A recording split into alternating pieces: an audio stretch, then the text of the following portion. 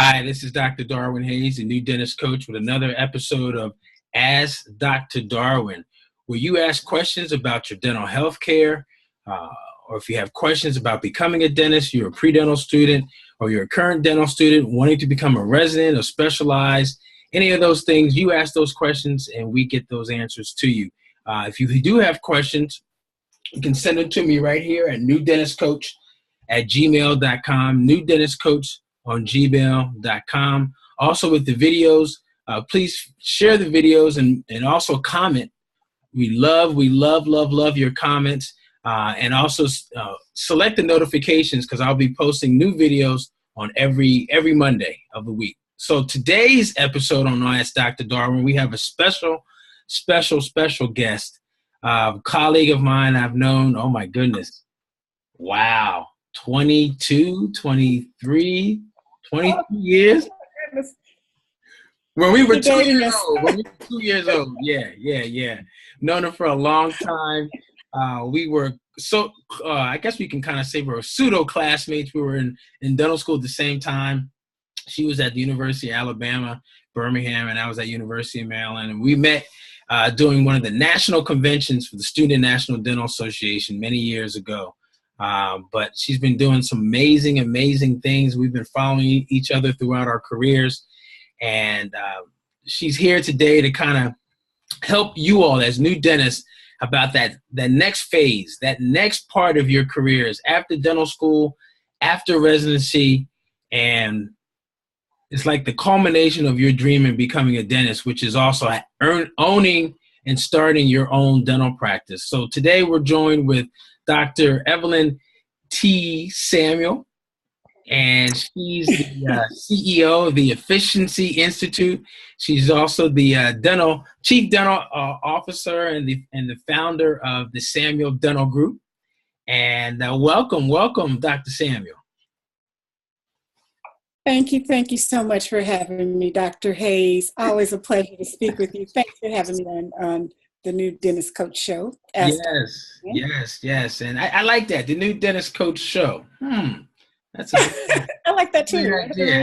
How that rings. That might be a new part of the podcast. We might have to update that. So, but I'm so glad you're able to join us today. Because I get a lot of inquiries about what you do and your experience in starting and opening up dental practices through residents that have many questions about life after residency, but also new dentists that are just graduating. Some, of course, not all of them will go straight into residency. Some go into private practice, either as an associate to learn some things here and there before they venture out and fulfill their own dream of starting their own dental practice. So I'm so happy that we're able to get on your schedule, get on your agenda, because I know you've been busy doing a lot of different things, helping a lot of different people. But I wanted to talk to you more specifically about this niche, this expertise that you have in starting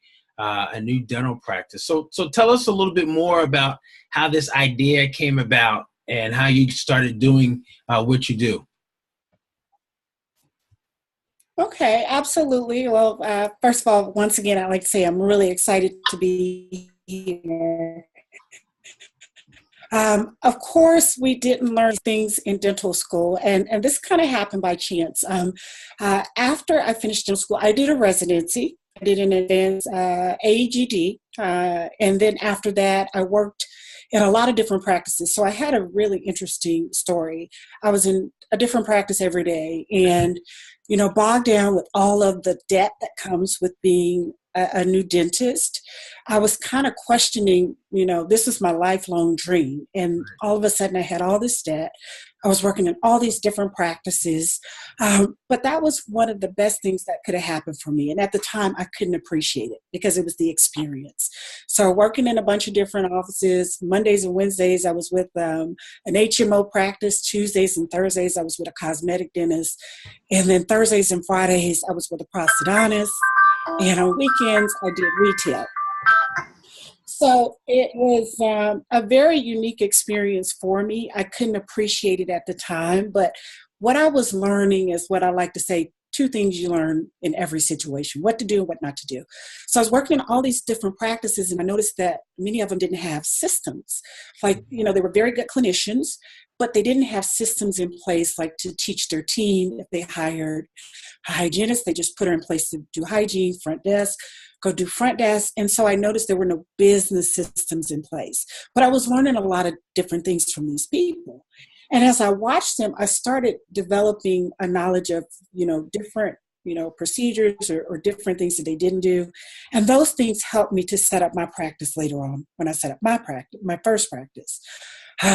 After that stint, I did an associateship for a few years, and I ran a practice. I was the only full-time dentist there, and there were other dentists that came and did a couple of hours here and there.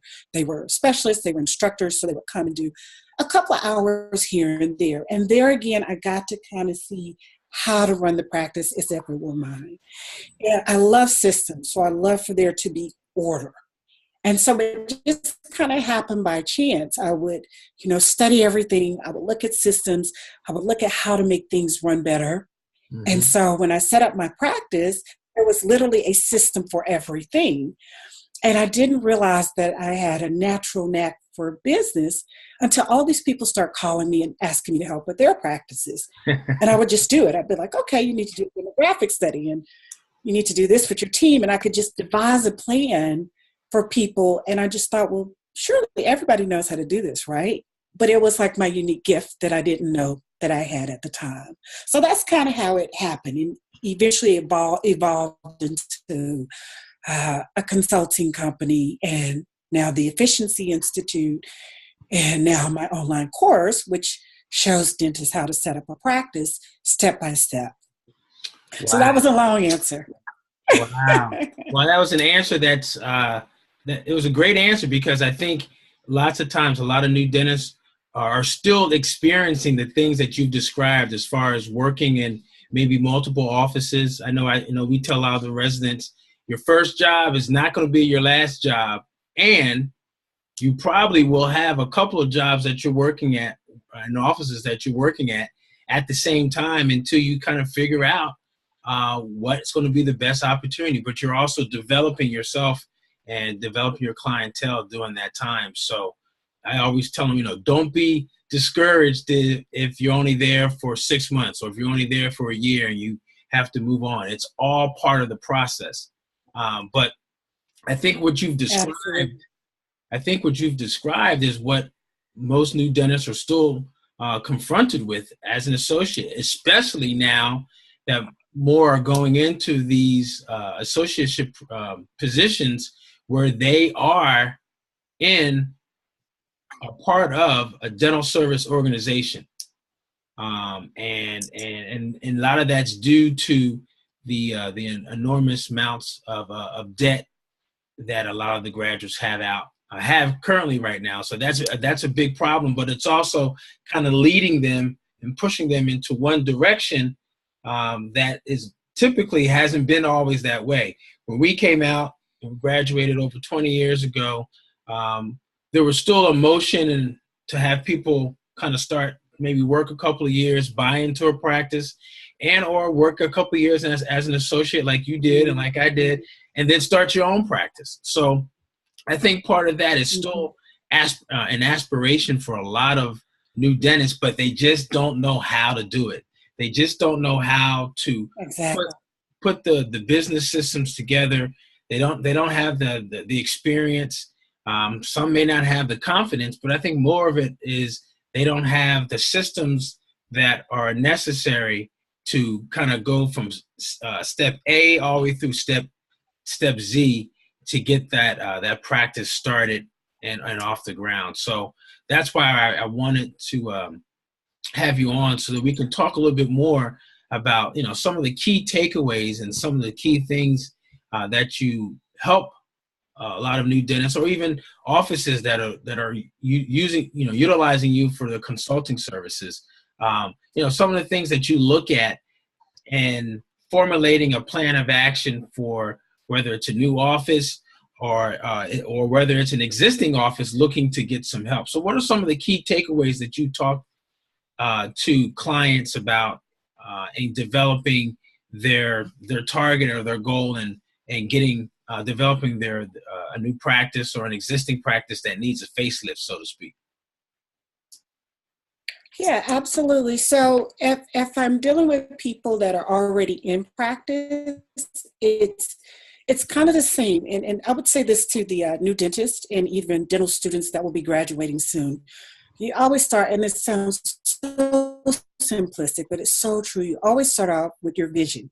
Mm-hmm. And that's it, it's really important because your vision is a lot of times your dream, but it's a gift that's given to you. And I always say each practice is as different as the personality of the person that owns it. So there's not one right way to do things. So what one person may like in their practice, it may be a fun practice and it may be lively, and another practice may be serious and very orderly, and it's nothing wrong with that. You know, it's your vision, and don't let anyone tell you anything different. Don't let anyone tell you it won't work. And I say that because when I started my first practice, I had this whole vision and I wrote everything down, and I literally planned for 2 years before I opened the doors.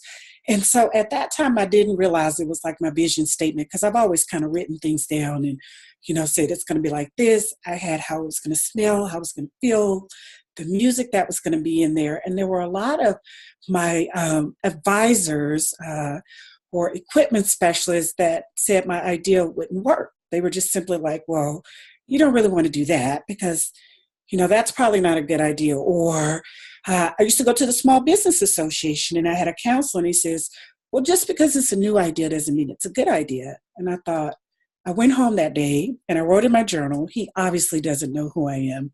He obviously doesn't know that every goal I set, I achieved. I wrote it in my journal, and I never went back. And everybody that couldn't see my vision, they were either fired immediately or not hired. It's that important. So I always say, start with your vision, start with your purpose. Who am I? What do I do, and who do I do it for?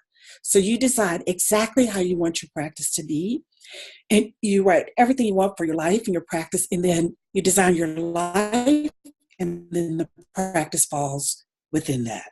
Is that you design your life, and then the practice falls within that.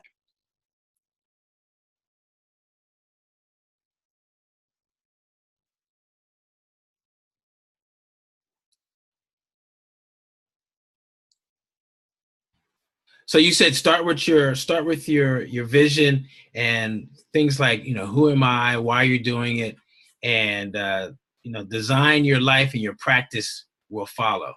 Correct? Yes. I got Yes. you. Absolutely. Design your practice and your life will follow. And that actually, Dr. Darwin, Dr. Darwin show, that actually came several years after I was in practice, because the first practice I always had systems because I love order. And something so simple as having really good systems really changes the whole outcome of the practice.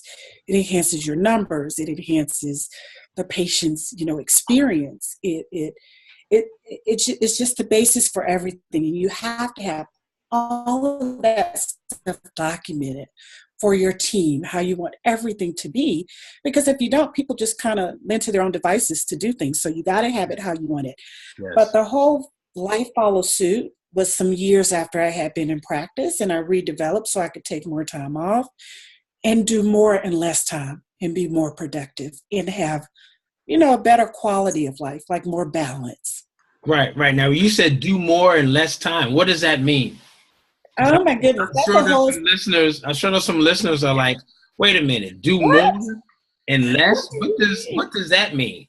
Oh my goodness. So when I first started, I worked a lot, and I was, you know, I wanted to make sure that, you know, I had the numbers, and I wanted to make sure that I did very well, and I did. But I was kind of working all the time. Once I opened that dream practice, I was working all the time. I didn't take a lot of vacation because I thought, wait a minute, I'm responsible for my team's livelihood. How can I take off? The overhead still has to be met. Mm-hmm. But then probably about 3 to 4 years into that practice, I restructured everything. Mm-hmm. So I started literally taking more time off, which was hard to do in the beginning because I didn't take, you know, a lot of vacations. I cut my hours where I did my day was more planned. So I had times where I would see patients, it was clinical, and then I had administrative time. So when I was doing administrative things, I didn't want to hear anything about patients. When I was doing, the patient time, it was about patient time. And it just allowed me to be more efficient because I love efficiency.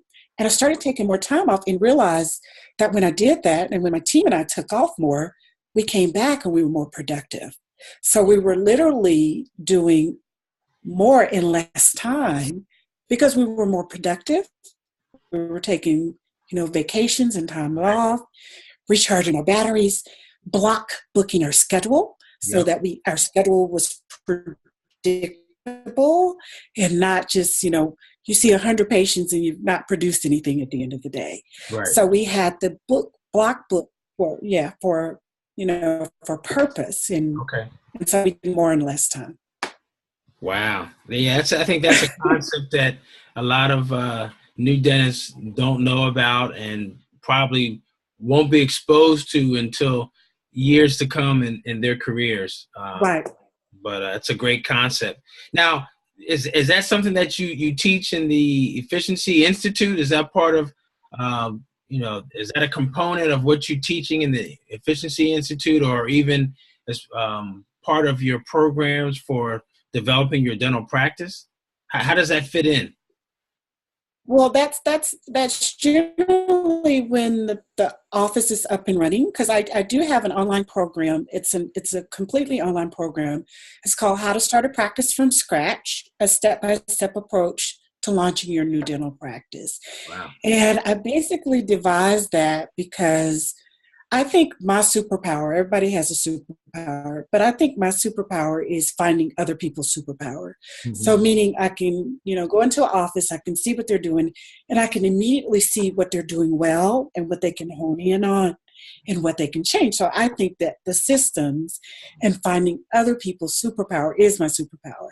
Mm-hmm. But I get a lot of questions, like you said, about how do you start a practice? So I decided to do the startup course online. It walks the person through how to start a practice, from developing their vision to setting up their corporation to finding the people to work with, the professionals, the attorney, and negotiating their lease, designing the practice, and those kind of things. Mm-hmm. And then the other kind of balance thing comes when the practice is already in place. Awesome. So how do people sign up for or get access to that program, that training that you have? Yes, it's at efficiencyyinstitute.com. And there again, it's a series of training videos that you can watch at your own discretion. They get a lifetime access to those videos, and whenever I go in, if I enhance or add anything to the course, they have access to that for the lifetime of the course. And it's just, for me, it was really important to try to devise something that's more economical for like new dentists or dentists that have been in practice and want to start a practice. Because when I started, I used coaches. I used business coaches for years. I had coaches before I opened the doors of the practice, but it was extremely expensive to do that.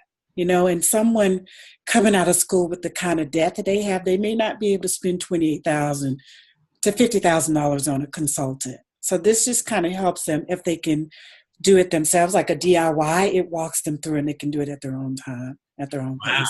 Wow! And that's so at the efficient. You're basically giving them. You're basically giving them some coaching as part of this training. Basically, that's what it sounds like.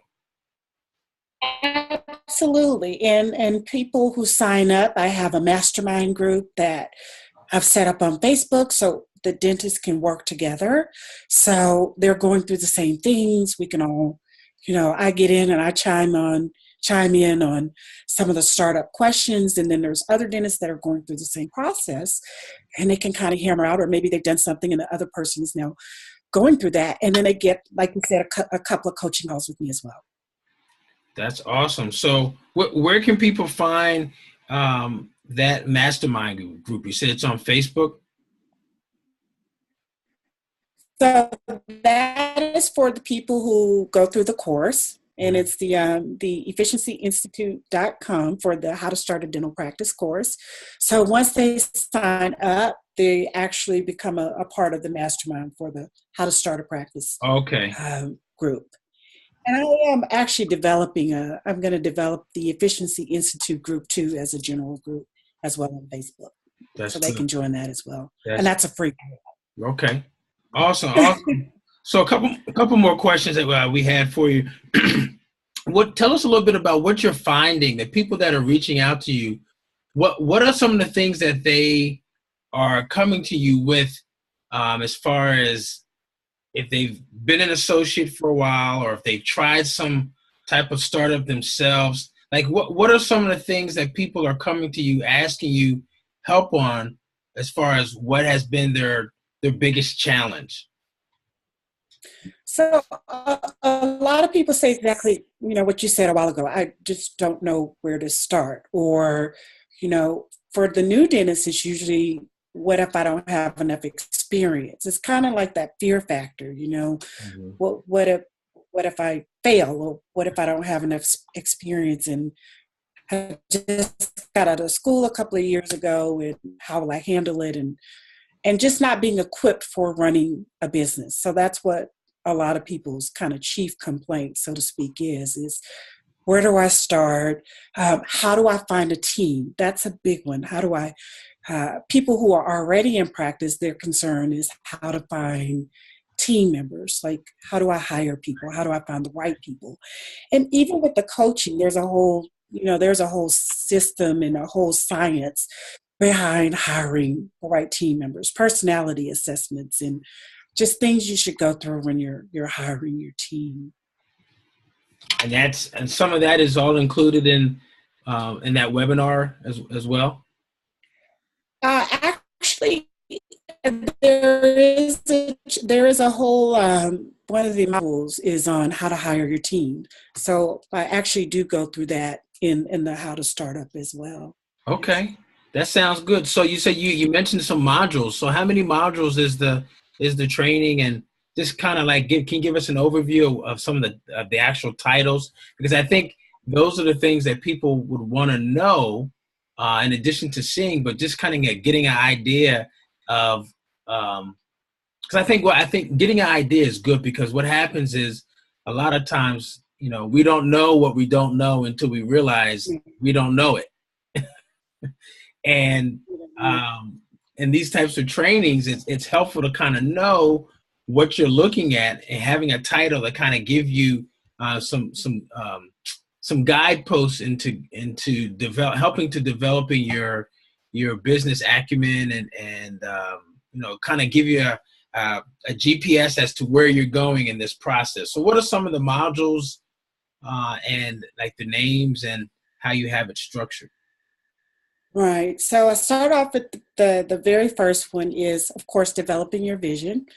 Then there is a lesson on how to assemble your team of professionals. Okay. And that's kind of what I mentioned before. And that's like your attorney and so forth. And then there's a whole segment on negotiating with your contractors, your building, your lease, and also your supplier rep. So that there's a whole section on negotiation. There is a segment 3, which is like the proper planning is what it's called. Okay. And it's broken into 7 different segments because it was so much I got a message. There was so much in that one segment. So it's actually designing the office, where I do some tips on how to save a lot of money in terms of design. So I'm pretty excited about it. I don't want to give it all away, but I will. I'm showing them how to use a virtual designer to save a whole bunch of money on making it look really nice. So that's part of that segment. So it has like 7 segments in lesson 3 or module 3. Okay. And then there's the preparation to open the doors. There's a whole IT section on how to get your IT team in place and to coordinate all of the things, whether it's the construction, the IT, getting all those things to match, when to order your equipment, how to budget for all of those things as well. Wow. And then the last one is preparing to open your door. So it's just establishing a timeline. Right. So how do you know how to establish that whole timeline to get all those things to play into part at the same time so you can open on time. Wow. That's a lot. That's a lot. Well, There's a lot. I'll tell you. Wow. There's a lot. I'll tell you this. Like I said, I actually had consultants before I opened my practice, but they didn't give me any of this. They were kind of like, okay, doctor, just call us pretty much when the doors are open. And so it's true. Now they were good. They were good with systems too, but they didn't do any of the, teaching me how to negotiate my lease or teaching me how to say no to the equipment reps. Like, you don't need everything that they're trying to sell you because you got to pay for it, right? That's right. I even do a segment on how to get your finances in order so that you can borrow. I go through and do a business plan. I left that off. I did that in one of the chapters as well, because we're not taught any of those things. And like I said, my consultants, they didn't teach me any of those things. They just kind of helped me when the doors were open way back then. Wow, that's amazing. So, look, I know a lot of people, are starting to find out more about you and your services. I know we are actually going to have you at the National Convention for the New Dentist Convention at the NDA conference, and going to be talking to a big group of students for the SNDA about practice startup. Where else and what other things do you have coming up that we can find you, and how can we find you? Besides, I know you mentioned the efficiency, sure. But other ways, how else can we find you and get in contact with you? Yes, I also have another website, which is basically, it's my name. It's www.DrEvelynTSamuel.com. And on that particular site, I have more of an outline coaching program. So it's for different levels of people who are, maybe it's the launch for the new practice. There's an up and running program. There's a next level program. And then there's executive coaching. So that site has pretty much all of my coaching program. The Efficiency Institute has, of course, the How to Start Up course. And I'm also putting live workshops on there. So I have one that's called Telephone Boot Camp, where I teach new offices how to do conversions, like when they answer the phone. Right. Because a lot of times people don't schedule because the front desk person says something that kind of just, or they don't answer a question right. And so the doctor's spending all this money on marketing and the people aren't scheduling. So I have boot camp. And that's on the Efficiency Institute as well. And so I have a lot of podcasts that are being broadcast now. I have a recent one, and a lot of them are talking a lot about the startups because that's kind of the questions that people have. So one of the ones was the Growing Dentist podcast I was recently on, and that startup is a pretty popular episode, and a lot of people are watching that. So I do some webinars. I'll be happy to send you information when I do that, because I'm really trying to put a lot of free content out there for new dentists and other dentists who, like I said, may not be able to afford a coach right now. So I try to give a lot of value content so that they can get some pearls and implement those immediately. That's great. Hey, Dr. Samuel, thank you so much for being on the show today. I think a lot of the things that you're talking about and that you've created really will add and really does add value for a lot of new dentists who just, unfortunately, there's just not enough time in dental school to really learn the part about dentistry that means so much, the actual being able to practice dentistry. We're great technicians, skilled, and we're experts, but all of that doesn't mean anything if we don't have the business acumen and the business background to be able to manage and to deliver the healthcare that's needed, that patients want, and that they desire. So thank you so much for being on today and sharing your modules and your information about the Efficiency Institute. And also, you said we can reach you at Dr. Evelyn T. Samuel at .com. And social media, are you on social media also? Absolutely. So we have a, you have to be, right? So yes, we have the Efficiency Institute is the handle for Facebook. And like I said, they can request the Efficiency Institute group, because I am creating that as a free group on Facebook as well. Okay. I'm on Instagram. I'm Dr.Et Samuel. And I also do a blog. I didn't mention this. I write a blog for Dental Town, and also efficiencyinstitute.com/blog. So there again, just putting out more and more content. And if they want to email me, they can email me at info@DrEvelynTSamuel.com. info@DrEvelynTSamuel.com. Yes, all right. Awesome, awesome. Hey, Doc, thank you so much. I know we're going to be working together a little bit more with an upcoming New Dentist conference and panel this summer in Orlando in July. So students don't know what they're getting ready to get. They're getting ready to get some great pearls and some great direction coming their way. So again, thank you so much for being on today's show. And thank you all for joining me. If you have questions, or if you have you want to get in contact with me, but more importantly, if you have questions about life after dental school, about residency, about how to get into dental school, you can always contact me at newdentistcoach@gmail.com, newdentistcoach@gmail.com.